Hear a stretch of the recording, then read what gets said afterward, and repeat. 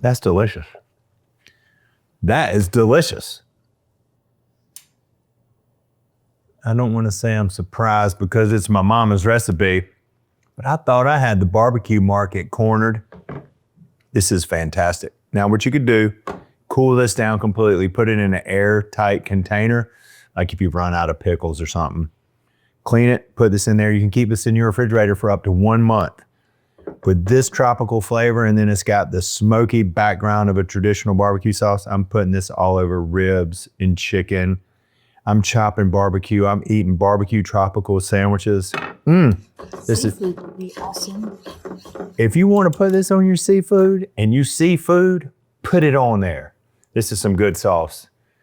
And I try to be a good son. Look at that. 2 things together. I appreciate it, y'all. Until next time, I don't know. Thanks for coming. I'll see you around the kitchen. Thank you. Woo! Hey y'all, it's Paula Deen. Now, if you enjoyed this video, be sure to like it and click the subscribe button as well as the notification bell to be alerted when I post a video. Love and best dishes, y'all.